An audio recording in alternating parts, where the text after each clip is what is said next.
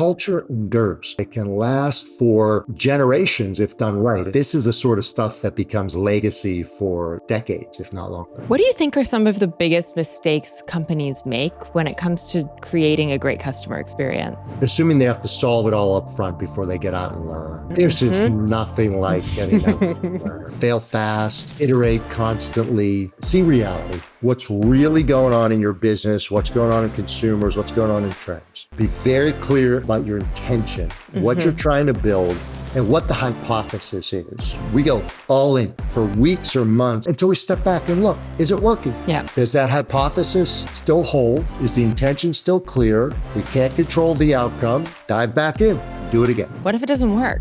You have to totally shift gears, but if we look at something as an experiment. Everything I do in my life now is an experiment. Nobody has it figured out. You don't have to have it figured out. It's all testing, it's all learning. Hello, everyone, and welcome to Experts of Experience. I'm your host, Lauren Wood. Today, we are going to be talking about how culture isn't just an internal aspect of your organization, but a direct driver of your customer experience. And there is no better person to speak to us about this than Mark Rampolla, the founder of ZICO Coconut Water, and now the managing partner at GroundForce Capital. At ZICO, Mark didn't just launch a brand. He built a movement by deeply understanding every layer of the customer journey. From yoga studios to retail partners, he knew that delivering a great product wasn't enough. It was really about solving the need behind the need, which we're going to talk about today. I'm really excited. And creating a team that was really obsessed with the mission. And so Mark now works with entrepreneurs to scale businesses with the same customer-first mindset. So we're going to get into culture, accountability, and trust building and how that all lines up to a great customer experience. Mark, so great to have you on the show. Great to be here, Lauren. Thanks for inviting me. So I want to dive into company culture because when we spoke earlier, I just saw you light up about this topic, and it's one of my favorite topics. And I host the show, so I get to decide what we talk about. Yeah. But you mentioned that company culture really takes shape whether leaders are intentional about it or not.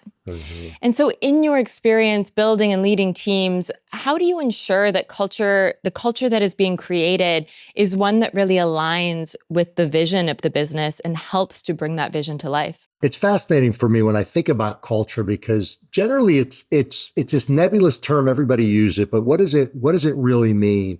And I think it's one of those things that it shows up in different ways. And so what I thought a lot about when I was building ZICO, what I think about when we're investing in companies is where it shows up in places that you might not always think about it, right? So for us at ZICO, what that meant to me is it wasn't just about the product, where is it showing up? How is it represented there? And what's the experience, the even somatic, emotional, physical experience that a customer and the consumer ultimately have with that product, right? And so I'll give you some examples from ZICO and then how this applies in other brands. But what that meant for me is versus talking to a sales rep about their business and what they were doing, my approach was show me.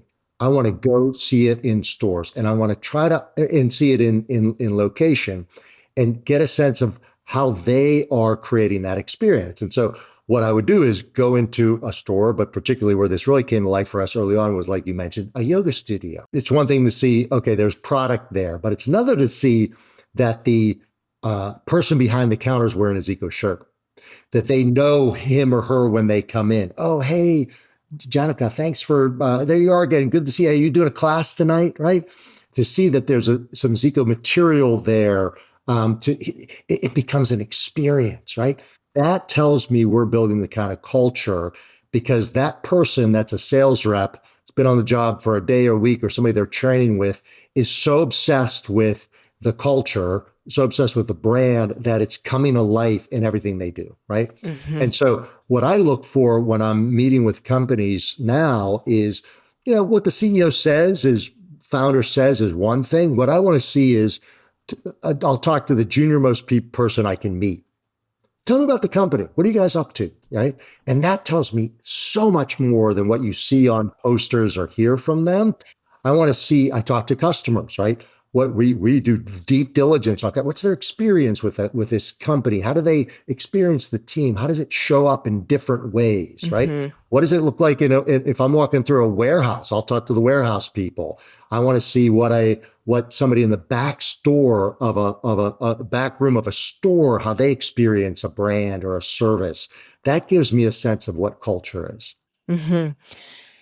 I think it's really interesting when I look at some of the portfolio companies that you've invested in at GroundForce Capital, Liquid Death being one of them, where I think anyone who has picked up one of those cans feels the culture. Yeah. There's such a strong statement in that brand when you see it on literally anywhere where you see it or experience it. It's like oozing culture. And I'm curious, if we look at this example, what is the culture like inside of that biz? Like when you look inside, where does it start? If you can kind of help to describe a little bit. Yeah, I think that's a prime example. That is, sort of the textbook, non-textbook, but yet is textbook example. Yeah.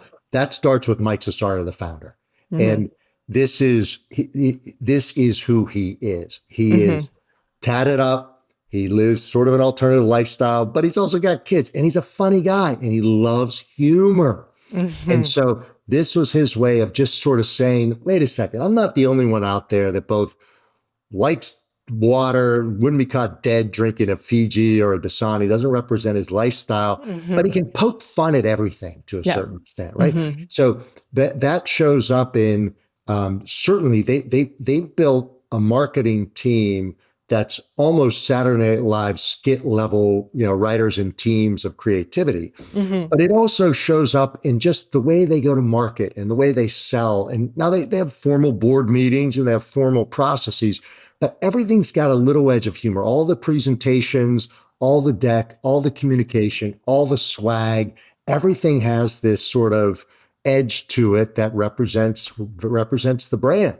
And the beauty is, what I saw as well with ZICO when it was acquired by Coke, when you do these things right, it endures. Culture endures, and it starts early, but it can last for generations if done right. And so what I love about Liquid Death is they're doing that not just for the brand today, but this is the sort of stuff that becomes legacy for decades, if not longer. When I pick up those cans and I read the copywriting, there's like no way that they are not having fun. Oh, God. You can like feel those conversations. So the office is in LA, and they've got a skateboard area and a ping pong table area. Of course. It's a blast, but that really does orient it from Mike. And we invited Mike and one of his senior guys on a trip we do as a firm, snowboarding. These guys crushed it. I mean, you have people, some were skiing, some were snowboarding. These guys are amazing, right? And so that's their lifestyle. They're having a blast. Yeah, completely. And then when it comes to customer centricity, I think there's one thing, what I'm hearing you say is that the culture really stems from the top in how the employees are feeling, how they're speaking about the brand, how they're treating the interactions that the brand is having kind of every step of the way.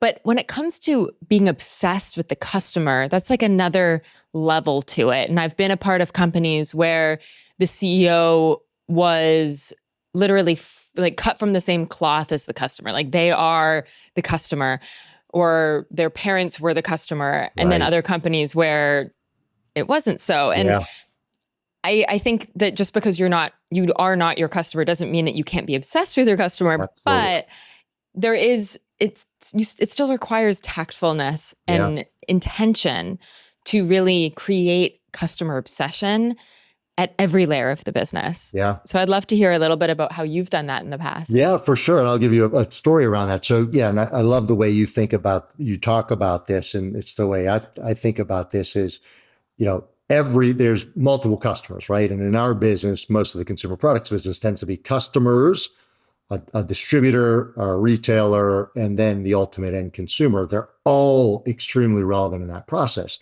So as a prime example, one of our main customers early on was a big distributor in New York by the name of Big Guys, famous. They've put a lot of brands on the map, but these are like old school New York tough distributors.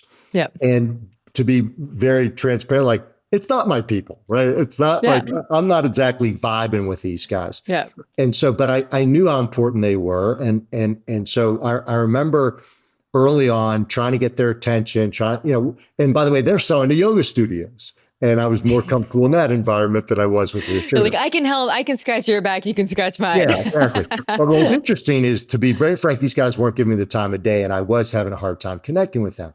I saw a young guy, Andy, that was working for a brand. Vitamin Water was taking off at the time. Andy was Mr. Cool. He walks through the warehouse. Everybody's high-fiving. He's telling jokes. He's having fun. He was super comfortable in that environment, and they loved him. And so what I realized is, I need that. So I hired him. Right. So you got to know yourself. And what I find with great CEOs, great founders, they know themselves, right? Yeah. It's impossible for everybody to be perfect at all levels of connection with everyone. And so in this situation, what I knew is I needed him high-fiving and engaging with the distributors. Yeah. I could help set the direction, but he was going to do that way better than I could. And what was interesting is, as we built our culture, that had these different aspects to it, different personalities, different aspects that worked well, but all had this central core to them. What became so interesting is that culture became so strong, it helped me avoid mistakes. One example, I tried to hire a head of marketing, and I was in this mindset where I knew better. I don't need any help. And so I sort of did it myself and brought this person in. And within days, she was completely ineffective. The organism of ZICO rejected her. And what I loved is our culture was so strong, it wouldn't allow me, founder and CEO, to make a mistake.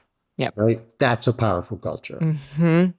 Those are those moments where you've done something right, even if it's kind of working against you in this moment. You're like, you are course correcting for me. Yep. Okay, great. Yeah. An AI agent your customers actually enjoy talking to? Salesforce has you covered. Meet Agentforce Service Agent, the AI agent that can resolve cases in conversational language anytime on any channel.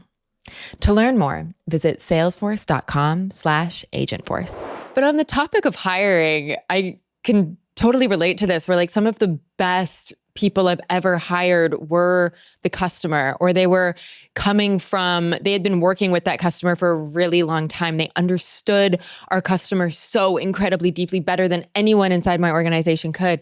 And bringing them inside was such a add to the strength of our culture, because it was like bringing the customer in. And I've also made a mistake where I hired someone just based on skill who didn't understand the customer at all. And sometimes it works and sometimes it doesn't. And, but I think it's when we hire, we can be really intentional when we think through the lens of culture, of how is this person adding to the culture that we have and getting us to the place that we want to be. Look, I think that's the key point.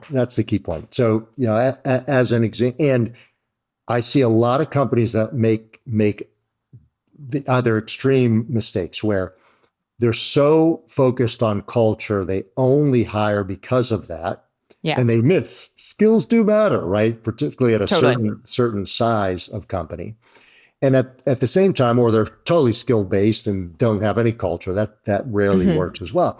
But I also find the smartest leaders understand, to exactly your point, how every hire moves the culture. Which way do you want to move it, right?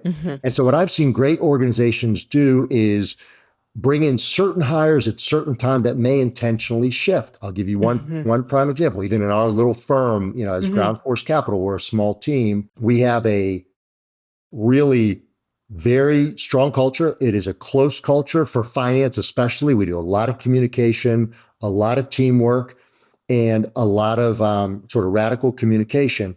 But we probably were leaning a little on the softer side of where we probably need to go as we grow. And so when we were making a recent hire, we were very intentional. We want to find somebody that's going to shift our culture a little bit more numeric, a little bit more results driven. because we had shifted probably a little bit far that way, right? And so I think there's a time and place for recognizing, yeah, this person's going to shift us a little bit that way. Yeah. Maybe it's more customer, maybe it's more numeric. They can't be a total radical fit, but every person shifts the culture. If you do it with intention, you can get the shifts you want. Mm-hmm. And I think that's the difference between, I remember like what's coming into my mind right now is I had a head of people and culture I was working with who said, we can't, the term culture fit is no longer appropriate because then we're just looking to find someone who fits into our box. Yeah. And we're then being discriminatory against people who don't fit into the box. Yeah. So we need to look for culture add, which I remember at the time being really confused because I was like, I don't know, I just like didn't get it. Yeah. And now as I've grown older and as we're having this conversation, it's like, well, if we have an intention of where the culture wants to go, and that's the first step is saying, what do we need here? Where is there a gap so that we can find someone that will add to what we have and help us get to the place that we want to be? And for a phase, right? One of the things that I think great companies do is they recognize you can't plan forever. Mm-hmm. But you better be thinking 12 to 18 months, right? And so I see, particularly if it's a fast growing organization, it's going to change. And so I'll give you another example. I've got a company I'm involved with right now that we made a major investment in, had a fantastic culture, delivered great quality, delivered great connection with the customer, but man, they were not delivering the financial discipline. And this phase, that company would not survive and achieve its ultimate mission without financial discipline, right? And so in that case, we are implementing and making some hires that are bringing that. They still fit. They respect the culture. They work with the culture that existed, but they're moving that culture more towards great. How do we deliver? Amazing. How do we deliver, right? Yeah. And there may be a phase where that swings too far and we need to think about it again. And a leader, across a leadership team, if you hire for sort of now and the next 12 to 18 months, 24 months, the rest is you got to set the intention and then be non-attached to the outcome. Yeah. And we have to give ourselves those time boxes because if we think about infinity, it gets way too confusing. Yeah. So we can look as far as we can see and just work towards that. Do you have any advice for leaders when it comes to culture and really understanding where are their gaps so that they can fill it? What advice would you give? Look, I think it starts with oneself. Know that self, and I think there's if you're kind of a sole leader, there's ways to do that. I'm a big fan of personality inventories from Myers-Briggs or DISC or Enneagram to really understand yourself and understand own your gaps.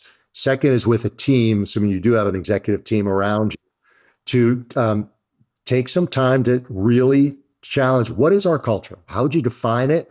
What are the words associated with it? And then test that. There's plenty of tools and techniques out there now to sort of take an interview and understand, what does your team say? What's the 3 or 4 words that you would use for your culture?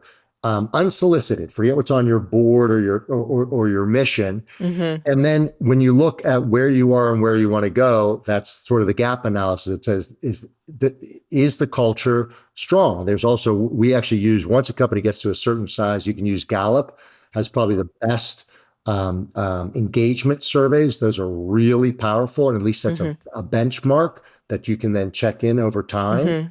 And we'll indicate some of the key aspects of the culture.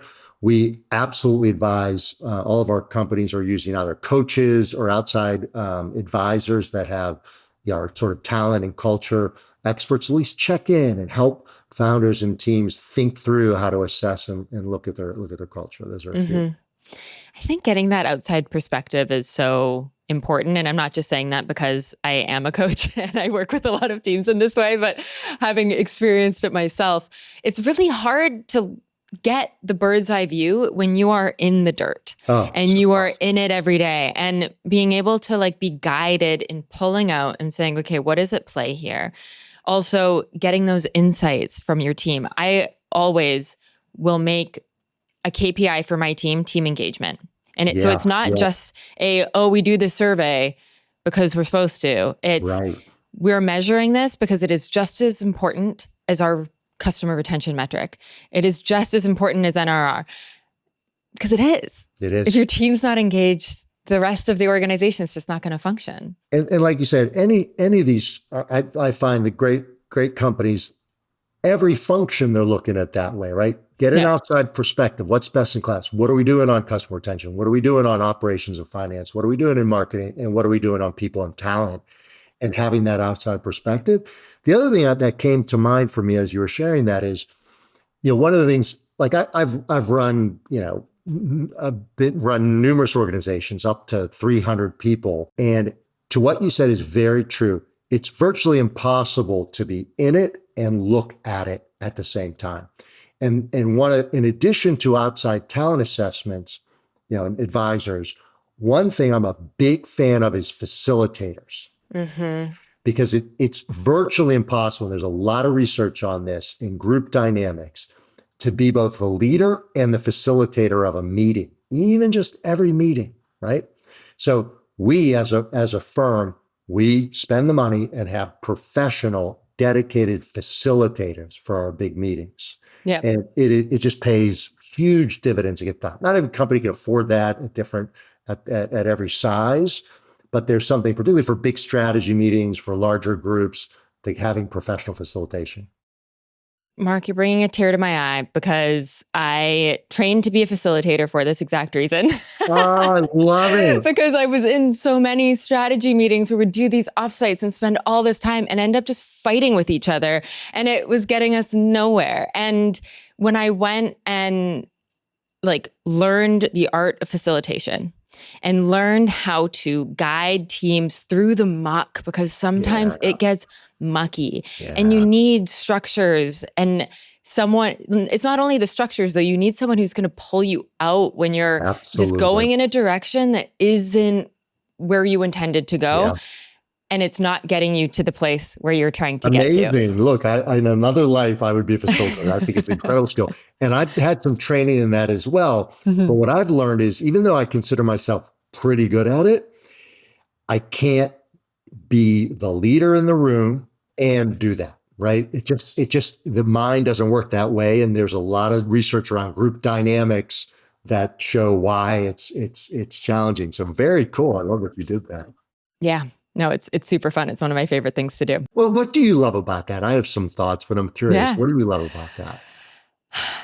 I love helping people to see new perspectives and bringing together different points of view. I personally am someone who is quite soft-spoken, actually. I can be quite shy.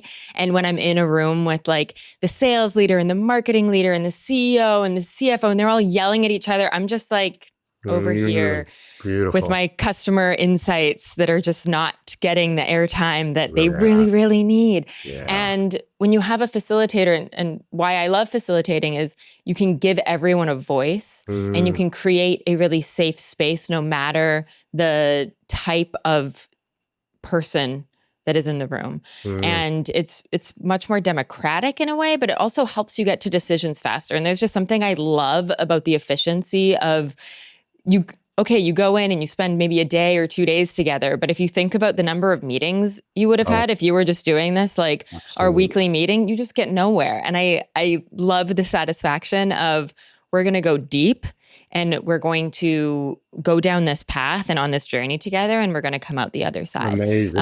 Look, we're not far away as a firm. We'll have a full-time either facilitator / people talent, whatever that, they're tough. They could be separate in some ways, but even right now we have a dedicated person does all. In fact, we use the same person that facilitates our big strategy meetings for my partner and I for on annual offsite and ongoing about our dynamic. Yeah. Great. Also very key for founders and partners to have that type of conversation. I think it's so important. I could talk about this all day, but I want to shift gears a little bit because when we had our prep call, you talked about the customer's need behind the need. Yeah. And I want to shift gears into that because it's something that is so incredibly important for us to not just take what our customers say at face value, but to be endlessly curious about what is behind what they are saying. So can you tell me a little bit about how you've approached getting to the need behind the need in the past? So I'll start with a story. I'll tell you one in ZICO that I think is relevant, but just to give you some even more context on that, when I ran my first business for a multinational in Latin America, I had a guy that I inherited that ran a certain sales territory, and particularly his biggest customers were in Panama. And the thing I observed with him is there's one time when he told me, Mark, I'm going to be out for a few days. And I said, okay, what are you doing? You have vacation schedule, whatever. He's like, well, I'm going to be in Miami. Enrique, who's the chairman and CEO, chairman of the board of the customer, our biggest customer, he's going to be having surgery. His wife's going to be having surgery. And I helped to get him into a hospital that he couldn't have got in otherwise. And I'm making sure he's set up, his kids are set up, and everything's set up so they just have a great, as best experience as you can. That to me was the learning of talk about the need behind the need. How do you run a business when you're worried about somebody going through surgery, right? So that taught me to really think even deeper. So then one example was ZICO. We decided we were going after yoga studios. And at the time, hot yoga was the rage. So that's what we were going after. And I decided to really get to know these studio owners. Who are they? What are they about? What are they struggling with? What are their concerns about their business, right? Their last beverages were insignificant, coconut water. They loved ZICO, but how does that really tie into their business? And so the more time I spent with them, I understand they're all independent business people. At most, they had two or three studios. Their lifeblood is getting versus butts in seats, it's feet on mats, probably, right? Mm-hmm, mm-hmm. And so I realized that's a constant concern that they had, right? So I asked them, how do you do that? How do you build your audience? What do you do? And I realized that, they're all trying to market like anybody else and run the studios, and they're not all great marketers themselves. So what I realized is, what if we can help them solve their problem of getting more people in the door? And so what we did is, as part of our sort of program, we would say, look, we'd like you to bring in ZICO and we'll give you some free product to promote it. But by the way, when we do our demos and events down the street, we're going to be giving out gift cards we can give out that are a first free visit. Oh, you don't? Well, we'll make some for you. So now we're out giving away. So people come in to the studio with a little ZICO stamped on it, right? Similarly, we realized they had a hard time retaining yoga instructors. And so we put together a program where we would do contests and support yoga teachers getting their training so they would come back. So now ZICO's part of building their business and retaining their talent. Mm-hmm. Well, of course they're going to sell their coconut water. Our major competitor was the founder even told me, he's like, for 5 years, we did everything we could to get in these yoga studios. We could never get in. Because we had them, when they did yoga competitions, we were there because that was their way of sort of expressing their creativity and what they were trying to do. So we're so embedded in that community that there's just no way anybody else was going to take our place. Yeah. So the thing that comes to mind when you're saying this is, I'm like, yes, that's amazing. And did you ever struggle with like focusing on the right things? Because it sounds like now you're running a yoga studio business. Right. Instead of just selling coconut water. Of course, in the long run, that paid back by a lot, I assume. Yeah. But did you question it at the time? And how did you make the decision to say, yes, we're going to now actually like help yoga teachers get their training and help to drive Tell me about that. Say goodbye to chatbots and say hello to the first AI agent. Agentforce Service Agent makes self-service an actual joy for your customers with its conversational language anytime on any channel. To learn more, visit salesforce.com/agentforce. My view then, but even more so now, is the best anyone can do is pay attention, see reality, what's really going on in your business, what's going on in consumers, what's going on in trends. Be very clear as possible about your intention, what you're trying to build, and what the hypothesis is. And then you check in constantly. So for us, that was, okay, we're trying to build a, multi-billion-dollar category and a billion-dollar brand. We think the link is that we're going to start in yoga studios and then build the mainstream. Start in yoga studios, then build with yogis, then endurance athletes, natural food consumers, and then eventually mainstream. So that's the hypothesis. We don't know if it's going to be true or not. And the ultimate, test was an ROI on any one of these businesses. So at the end of the day, we were able to say, are these yoga studios generating enough sales that it makes sense, right? And of course, we weren't running the studios. These are relatively small things. We're going to do demos anyway. Why not add this on, right? Yeah. We're going to sponsor someone. Why not sponsor yogis? So then they circle back and tell students and they're wearing ZICO gear, right? So there's sort of a 360 approach to marketing, really in many ways pre-digital age, but same thing applies digitally with a sense of ROI. And then once that attention is clear, we go all in, right? So for weeks or months, this is all we would do until we step back and look, is it working? Yeah.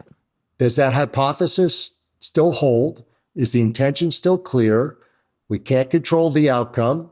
Dive back in, do it again, right? And so we would do that, and then do it in other cities, and then do it in other channels until we sort of started to build little by little. But it's always a hypothesis until you test it out.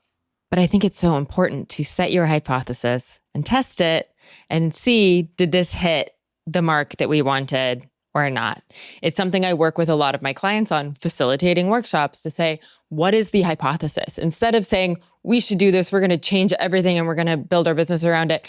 What if it doesn't work? And then you're like, you have to totally shift gears. But if we look at something as an experiment, everything's an experiment. And we try it, and there's a beginning and an end point where we say, okay, did it check it? Is there more for us to discover? Is it not working and we should just say it's a loss? That single point, Lauren, it's really changed my life in many ways. Like everything I do in my life now is an experiment. This is an experiment. How's it working? Is it working? Are we going to do this again? Should we do this differently sometime? I've come to, it's so liberating to realize nobody has it figured out. You don't have to have it figured out. It's all testing. It's all learning. And that is just, to me, so freeing. So we do that, and we encourage our companies to do that with everything, right? The hypothesis is we're going to hire this person. They're going to work out. The hypothesis is we're going to have this culture and it's going to deliver this way, right? And those things are always going to be tested and learned, over time. And then, the simple term for it is non-attachment to the outcome. Just you set the intention, you drive towards it, and you take a step back and learn, right? And I think it is constant curiosity. Be aware of one's attachment to being right. Yeah, you know what? I want to be right about this. I want this hypothesis to be right.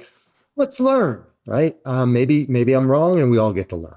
What do you think are some of the biggest mistakes companies make when it comes to creating a great customer experience? The first that comes to mind as we're talking about this is assuming they have to solve it all up front before they get out and learn. There's just nothing like getting out and learn. Fail fast, iterate constantly. That's the first thing that comes to mind.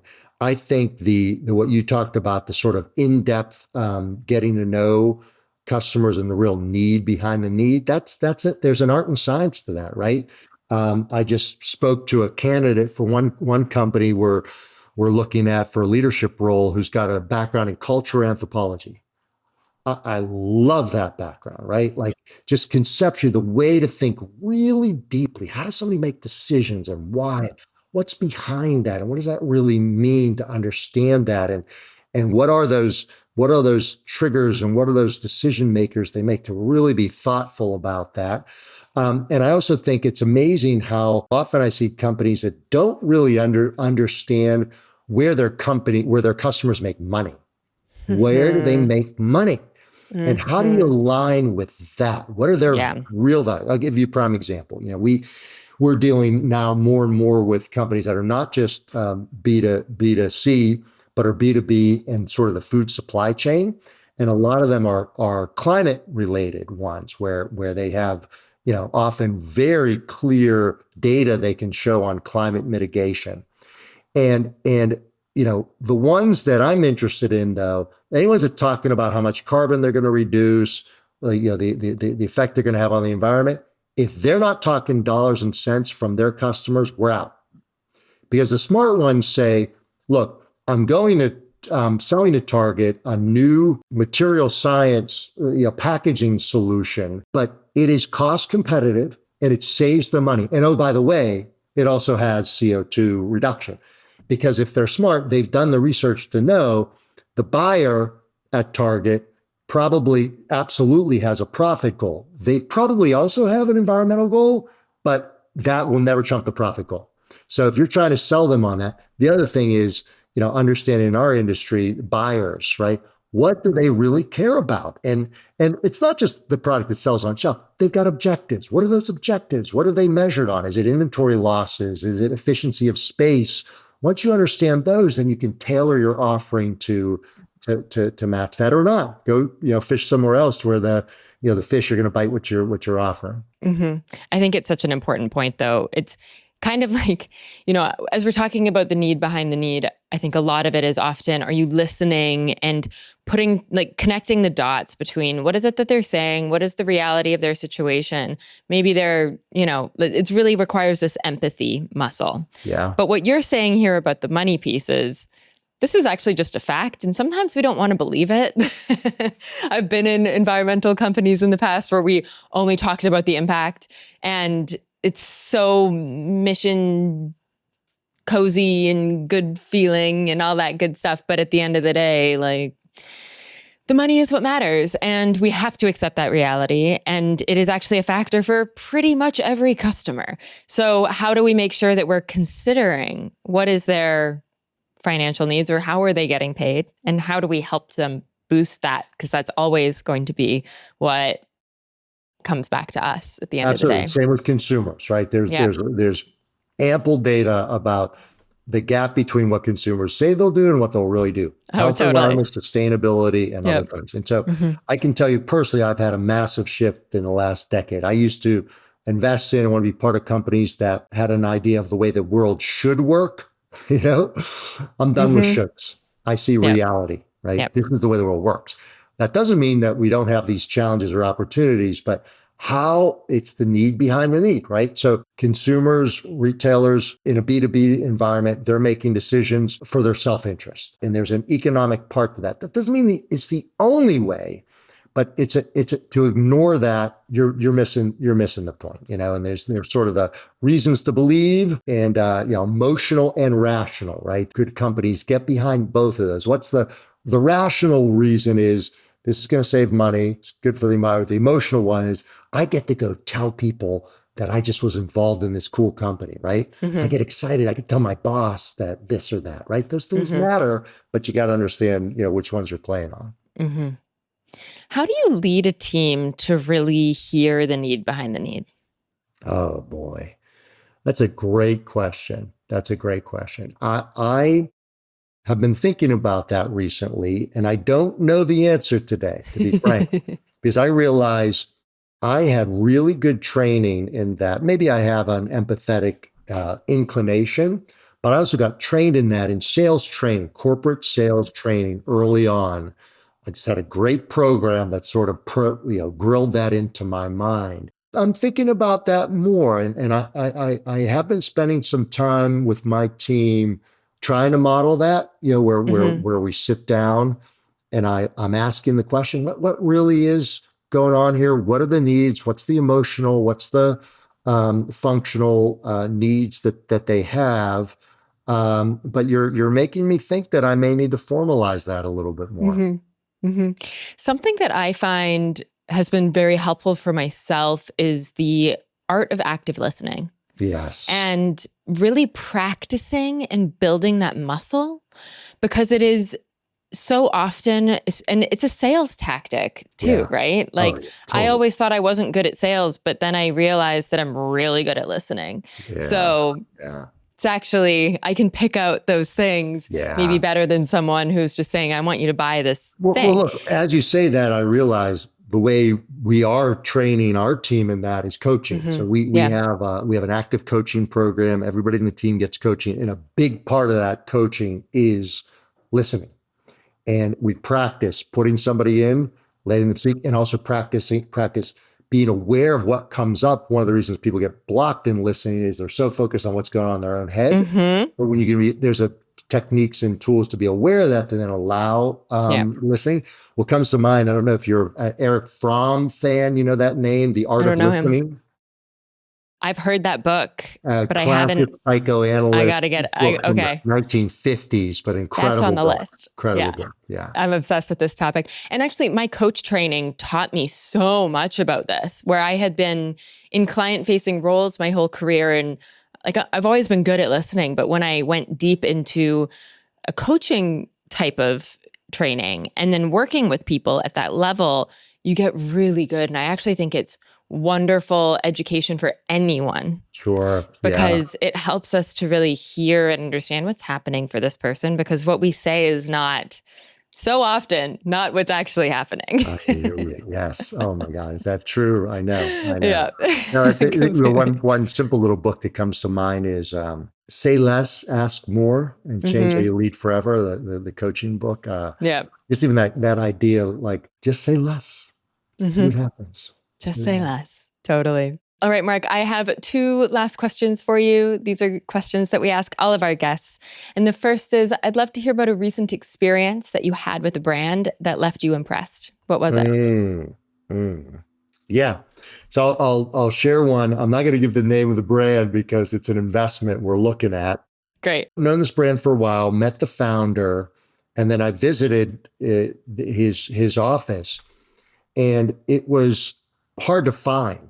It was in a relatively remote area outside of a sizable city, and it was a nondescript building, and it was around the back, and it was basically this teeny little, not so teeny, warehouse.